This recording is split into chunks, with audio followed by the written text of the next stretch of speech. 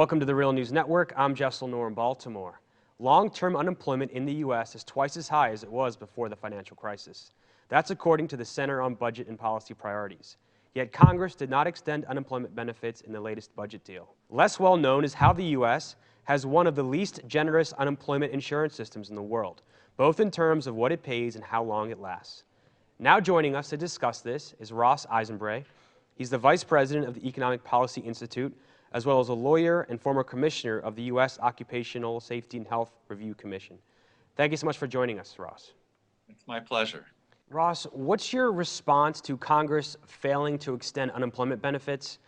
Your organization, the Economic Policy Institute, found that extending those benefits would support 310,000 jobs in 2014. That's right. The cost of extending the benefits as they have been over the last year for another year is $25 billion. And putting that $25 billion into the pockets of the unemployed means that they'll have money to spend on groceries and gifts for the holidays and paying their rent, paying for gas, all the things that people have to pay for. When Congress cuts that off on December 28, as it appears that it will, those people will have no source of income. 1.3 million people on December 28 will be cut off from the only income source they really have, and that will be disastrous for jobs. It means that businesses won't have those people as customers. So can you talk about how the U.S. differs from most developed countries regarding unemployment insurance? Sure. We have lower benefit levels. That's probably the first thing to know, that in many countries, Germany and Japan, for example, benefits are 60% for the average worker of the previous wage, and 67% in Germany if you have children. In Japan, they have a kind of a two-tier system, but for long-term workers, the starting benefit is 80% of the previous wage. Whereas in the United States, it generally varies between 25 and 45%.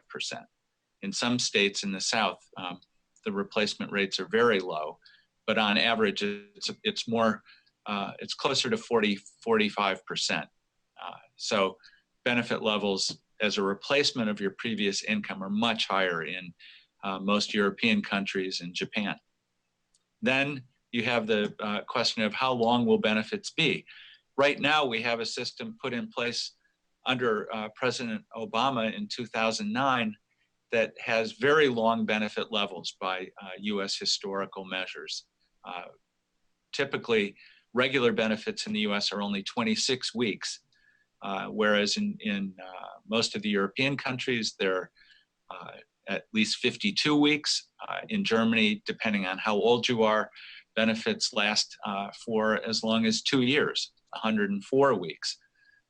In Denmark, until recently, benefits lasted as long as 4 years, and now they've been cut back to 2 years. So in the United States, except in this extraordinary period of the terrible recession that we had, benefits are normally 26 weeks, and sometimes in particular states, benefits can be an additional 13 weeks or so. So on both measures, the U.S. fares much worse than most of the rest of the world. And the really sad thing is that most people in the United States who are unemployed don't get benefits at all because the recipiency rates are so low. Right now, much less than half of all the people who are unemployed are receiving any unemployment benefits. And opponents of unemployment benefits, or at least to the same levels as exist in many other countries, would say that they decrease the incentive for people to work, and also it's a drain on the economy. How do you respond to those two criticisms? Well, the second one is the easier one to answer because it's not a drain on the economy. In fact, it would be a spur to the economy, as I said. And this is not just the Economic Policy Institute, the Congressional Budget Office, and almost all economists at Goldman Sachs would agree that that having money in their pockets means that those unemployed people will be able to buy things that they wouldn't otherwise buy. They buy them from businesses, they buy services, they buy products, and if they don't have the unemployment insurance, they won't shop in those stores, and those stores will not hire as many people, and we will have fewer jobs. So that's the answer to, is it a drag on the economy? No, it's just the opposite. It's a positive thing for the economy to have those benefits extended. Now, will it make people less likely to work? Yeah, in this sense, it makes it less likely that someone who was making, let's say, $60,000 a year will take a minimum wage job.